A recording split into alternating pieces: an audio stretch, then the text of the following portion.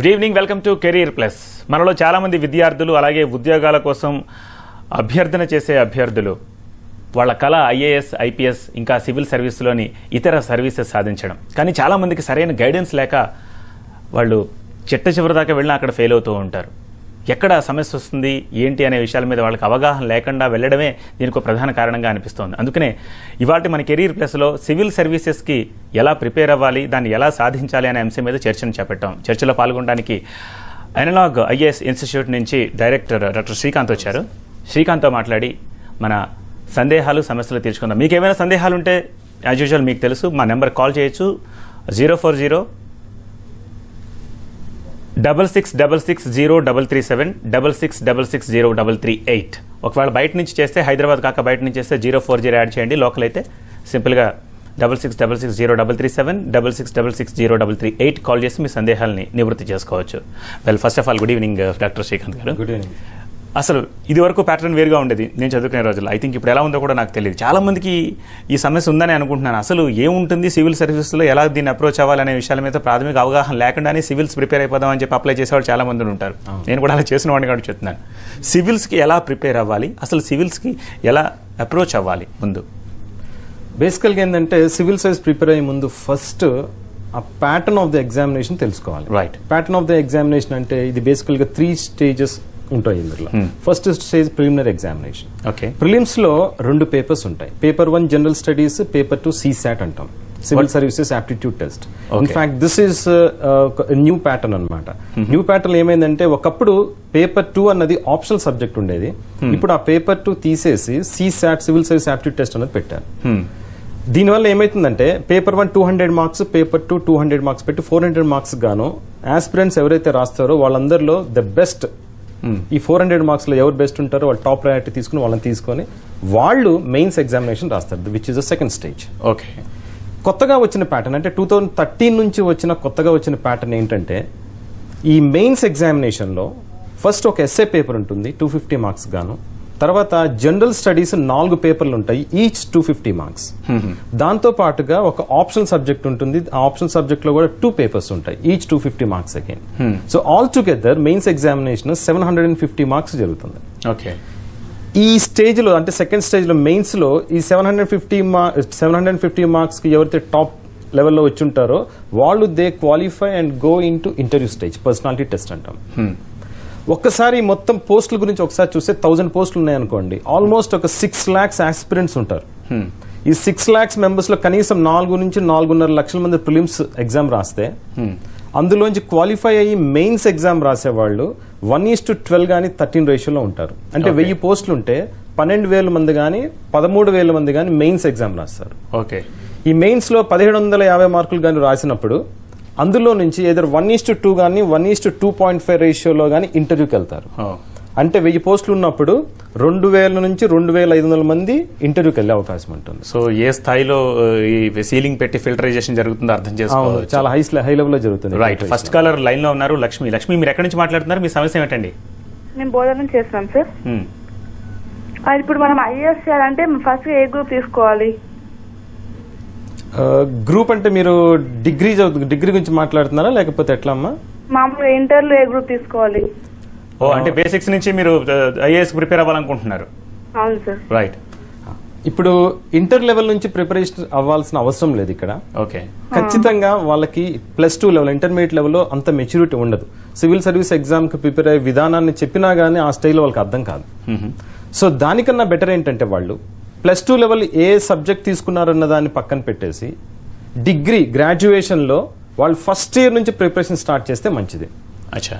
At least because ఈ exam ఎప్పుడు start చేసినా కానీ మినిమం 1.5 to 2 years ఖచ్చితంగా పడుతుంది ప్రిపరేషన్ మాత్రం. సో అందుకని ఫైనల్ ఇయర్ లో ఉన్నప్పుడు వాళ్ళకి ఎలిజిబిలిటీ వస్తుంది రాయడానికి. సో ఆ టైంలో ఎగ్జామ్ రాయాలంటే కనీసం అక్కడ నుంచి ఒక 2 years ముందు నుంచి వాళ్ళ ప్రిపరేషన్ స్టార్ట్ చేస్తే, అంటే మామూలు గ్రాడ్యుయేషన్ చేసిన డిగ్రీ చేసే వాళ్ళైతే ఫస్ట్ ఇయర్ నుంచి, ఇంజనీరింగ్ చేసే వాళ్ళైతే సెకండ్ ఇయర్ నుంచి వాళ్ళ ప్రిపరేషన్ స్టార్ట్ చేస్తే ఫైనల్ ఇయర్కి వచ్చేసరికల్లా వాళ్ళు చాలా రెడీగా ఉంటారు ఎగ్జామ్ రాయడానికి. So within the very first attempt they will be able to crack this examination. Right. Next caller Durga Prasad, Srikakulam నుంచి. దుర్గా ప్రసాద్, మీ ప్రశ్న ఏమిటండి? Durga Prasad. All right. Disconnect అయినట్టుంది. రైట్, స్టేజెస్ గురించి చెప్పారు, అంతా వివరించారు. కానీ మొదటి స్టేజ్లోనే దాదాపు 4.5 lakh రాస్తే మీరన్నా 13,000 మంది వస్తారు. సో అక్కడే బిగ్ హర్డిల్. అవునండి. సో ప్రిలిమ్స్లోనే ఏం జాగ్రత్తలు తీసుకోవాలి ఆ 12,000 మందిలో అభ్యర్థి ఉండాలి అంటే? ఇక్కడ బేసిక్గా ఏమైతుందంటే స్టార్టింగ్ నుంచి the day you start your preparation, మీరు బేసిక్ లెవెల్ దగ్గర స్టార్ట్ చేస్తారు. లైక్ ఎన్సీఆర్టీ బుక్స్ చదవటం కానీ, లేదంటే basic level books like even polity తీసుకుంటే లక్ష్మీకాంత్ గారి బుక్ చదువుతాం కానీ ఇట్లాంటి స్టార్ట్ చేస్తారు.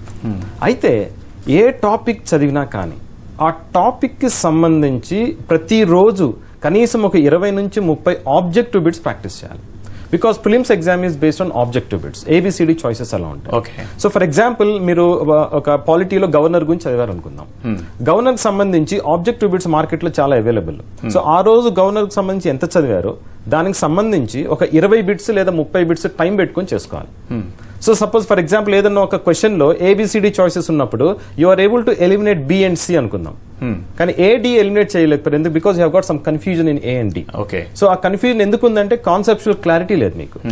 సో ఆ క్లారిటీ ఏ రోజుకి ఆ రోజు తెచ్చుకోవాలి అంటే ఆ రోజే మీరు ఆబ్జెక్టివ్ బిట్స్ ప్రాక్టీస్ చేయాలి. So that once you get the clarity, అంటే మీకు ఈ క్వశ్చన్ ఆన్సర్ చేయలేకపోయారు కాబట్టి go back and refer to your books again and then come back and start writing. ఆ గ్యాప్స్ అన్ని ఫిల్ చేసేసుకోవాలి, ఏ రోజుకి ఆ రోజు ఫిల్ చేసుకోవాలి. ఓకే, కాలర్ తర్వాత మళ్ళీ దీన్ని కంటిన్యూ చేద్దాం. ఏలూరు నుంచి సోమేశ్వర్ ఉన్నారు. సోమేశ్వర్. నమస్తే sir. Someshwar please go head. Hello Someshwar గారు చెప్పండి. నమస్తే సార్, నేను డిగ్రీ ఫస్ట్ ఇయర్ చదువుతున్నాను సార్ ప్రస్తుతం. ఓకే. సివిల్స్ రాయాలనేది నా ఎయిమ్. ఓకే.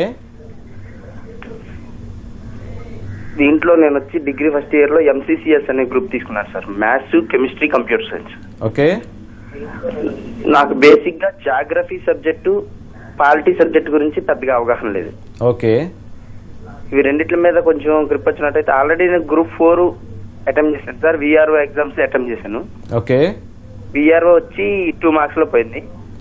ఓకే, మీరేం చేస్తారంటే జాగ్రఫీ సపోజ్ మీకు కాన్సెప్చువల్ క్లారిటీ లేకపోతే ఖచ్చితంగా జాగ్రఫీ ఎవరు స్టార్ట్ చేసినా, ప్రిపరేషన్ స్టార్ట్ చేసిన ప్రతి ఒక్కరు జాగ్రఫీ అనేది చాలా vast, most important topic also. Prelims లోనే ఇంపార్టెంట్, మెయిన్స్ లో కూడా ఇంపార్టెంట్. అందుకనే మీ కాన్సెప్చువల్ క్లారిటీ ఖచ్చితంగా స్టార్టింగ్ నుంచి వచ్చి తీరాలి. దీనికోసము ఎన్సీఆర్టీ బుక్స్ అంటే సెంట్రల్ సిలబస్ వారి ఎన్సీఈఆర్టీ బుక్స్ ఉంటాయి. అవి soft copies available freely in the market, internet లో ఉంటాయి, లేదా చాలా తక్కువ కాస్ట్ తో కూడా అవైలబుల్ ఉంటాయి మార్కెట్లో అవి. సో అవి తీసుకొని 6th క్లాస్ నుంచి 12th స్టాండర్డ్ ఎన్సీఆర్టీ బుక్స్ ఖచ్చితంగా చదివి తీరాలి. ఎలాంటి వారైనా కానీ జాగ్రఫీలో 6th నుంచి 12th బేసిక్ కాన్సెప్ట్ ఖచ్చితంగా చదవాలి. దానికి సంబంధించిన ఆబ్జెక్టివ్ బిట్స్ కూడా ప్రాక్టీస్ చేయాలి. ఇందాక నేను చెప్పినట్టు ఆబ్జెక్టివ్ బిట్స్ ఖచ్చితంగా డైలీ బేసిస్ లో ప్రాక్టీస్ చేయాలి. సో ఈ రోజు నుంచి మీరు ఒక 1-2 years మీరు డైలీ 20 బిట్స్ చేసినా చాలు. It amounts thousands and thousands of bits you practice. అంతకన్నా గొప్ప ప్రాక్టీస్ ప్రిలిమ్స్ కి అవసరం లేదు. ఓకే. సో ఏ గ్రూప్ తీసుకున్నా కూడా జాగ్రఫీ విషయంలో మాత్రం ఈ జాగ్రత్తలు తీసుకొని తీరాల్సిందే, వేరే ఆప్షనే లేదు. వేరే ఆప్షన్ లేదు. శ్రీనివాస్ కరీంనగర్ నుంచి లైన్ లో ఉన్నారు. శ్రీనివాస్. హలో సార్, సార్తో మాట్లాడాలి. హలో సార్, నమస్కారం సార్, నా పేరు శ్రీనివాస్. నమస్కారం శ్రీనివాస్ గారు, చెప్పండి.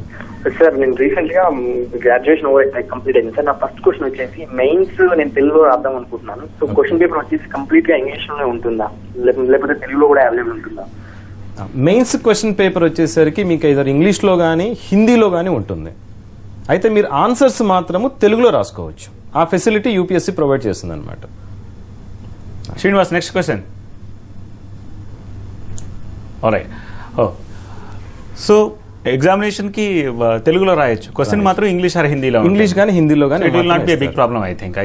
ఎందుకంటే వాళ్ళు చదువుకునేటప్పుడు కూడా అన్ని ఇంగ్లీష్ లోనే మెటీరియల్ చదువుతూ ఉంటారు. సో వాళ్ళకి ఖచ్చితంగా ఇంగ్లీష్ బాగానే తెలుసుంటుంది. బట్ రాసేటప్పుడు ఏంటంటే మనకి ఒకసారి మాతృభాషలో రాయటం వల్ల ఎక్కువ ఎక్స్ప్రెషన్ ఉంటుంది. కరెక్ట్ చెప్దాం అనుకుని కరెక్ట్ చెప్పగలుగుతాం, అందుకని తెలుగులో రాస్తారు. ఓకే, దీనికి సంబంధించి ఒక ప్రశ్న కూడా ఉంది, కానీ నూజివీడ్ నుంచి కృష్ణ ఉన్నారు. ఆ తర్వాత మళ్ళీ వద్దాం. కృష్ణ, మీ ప్రశ్న అడగండి.